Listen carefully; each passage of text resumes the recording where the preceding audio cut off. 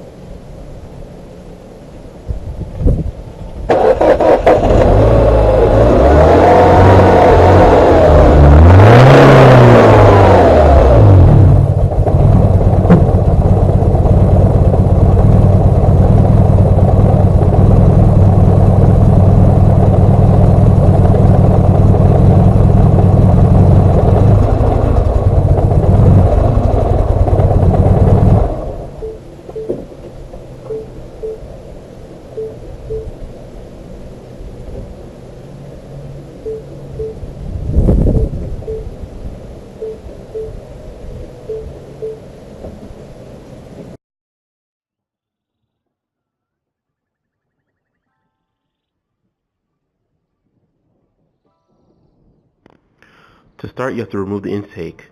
There are 4 Torx screws, I think T20 side screws you have to remove, and then the one hose clamp on the side that would free up the top half of the intake to come free. And once you have that off, you have full access to the high pressure fuel pump, which you will see.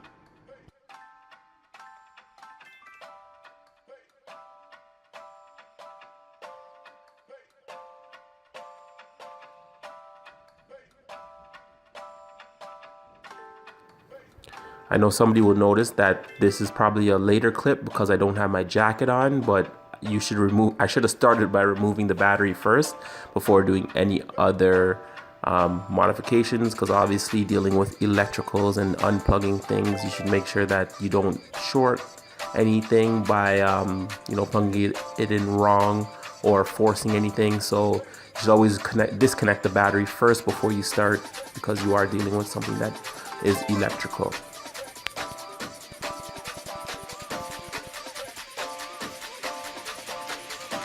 The screw that you need to take out of the high pressure fuel pump is a T30. That is the screw that you need, and once you have that, I mean, it's pretty much straightforward. There's 3 screws, 2 on the left hand side and 1 on the lower right hand side. Once you find where they are, it's pretty straightforward. I was using a ratchet to break it loose. We'll see in one clip I actually have the ratchet disconnect. I put the screw bit in the ratchet and then it disconnected and fell down into the engine bay. I decided to start taking out the screws, I guess jumping a little forward or being a little anxious. At a point I realized you shouldn't take the screws out of the actual fuel pump because it'll be falling around and the lines will still be connected. You'll need the fuel pump to be static and stuck in its position so that you could properly remove the fuel lines without damaging them. The first line that I remove, I use a 12mm, and it's the hard line. That was the easiest one, so I went for that one first. Now, trying to start the car earlier, obviously the car was pressurized and I did know it was going to be pressurized, but I didn't realize how much it would squirt. I thought it would just trickle, so I ended up getting some paper towel so that I could stop the gas from flying around. But I put the paper towel underneath, and the gas actually came out of the top half of the pipe and was pressurized and shot straight to the back firewall on the car. I think you're gonna have to be. Started to go ahead and take out the rest of the bolts, kind of skipping the hardest part, which was the next gas line, which when watching Bimmer do it, he just showed the one time that it took for him to get it right, but I will show you all the times it took for me to get it right, because it was quite difficult in getting it off. Here you see the screws and what the Torx bit looks like. You can see that there's one hidden underneath, and it's very difficult to find in certain lighting. I did have trouble just because the sun was blaring in my eyes from the angle and I wasn't able to see underneath the dark corner, but I did eventually find it, and I was able to get it out.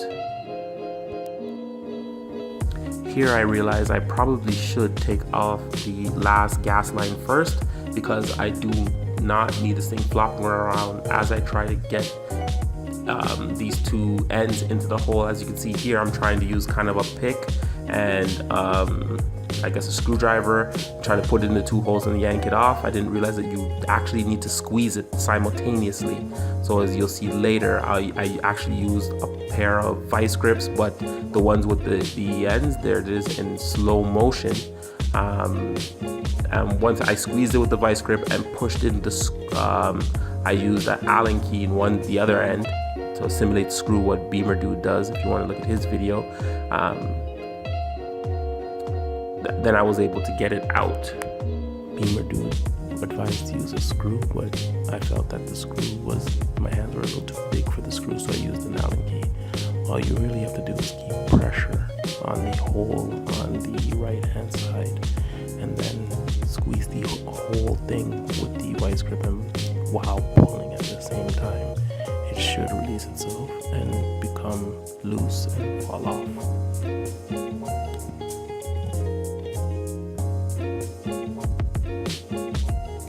After both gas lines are removed, I go back to taking off the T30 bolts, and once I do back them all out, they are pretty long. They do take a while to wrench off, but with patience, obviously, you will get it all the way off.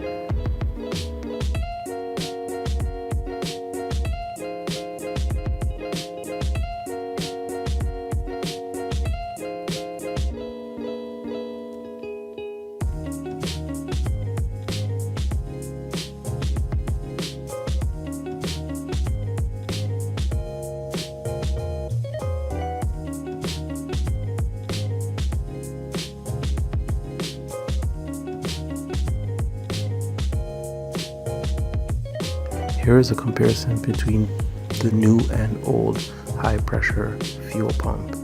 As you can see, they're basically identical. Make sure to take some of the oil off of the old one and run it around the ring so that you have a good seal when you put the new one on. And another thing to notice is that the gear on the top needs to be in the same position in order to get the new one onto the car. I had some trouble putting the new one on because the gear was in the wrong position. So you'll see me do 2 attempts. The first attempt, it doesn't seat properly. I'll go and compare it to the old one, match up the gears to be relatively in the same spot, and then the second time I was successful to get it to seat properly before I put the bolts back into the new high pressure fuel pump.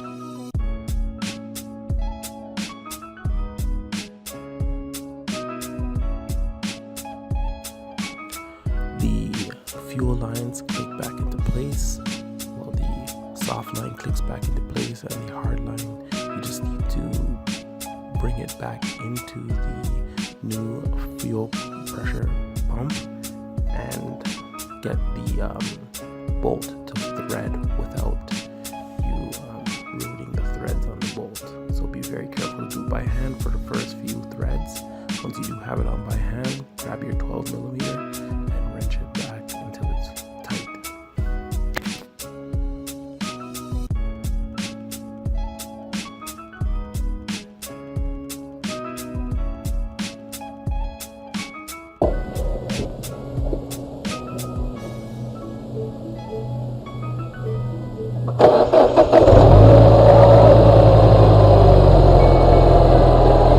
That shit worked like a dream. Let it run for a little bit.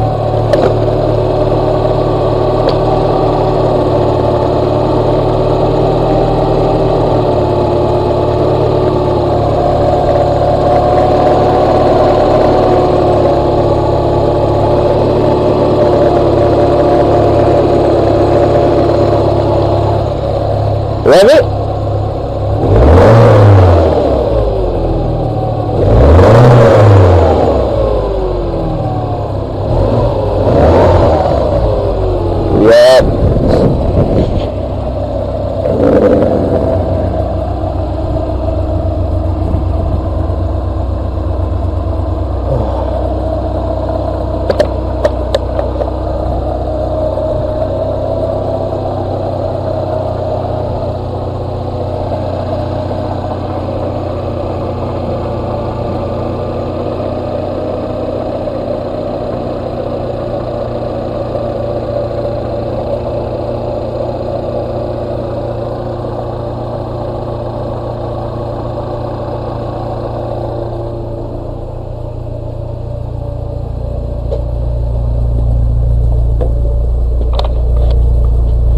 You all right?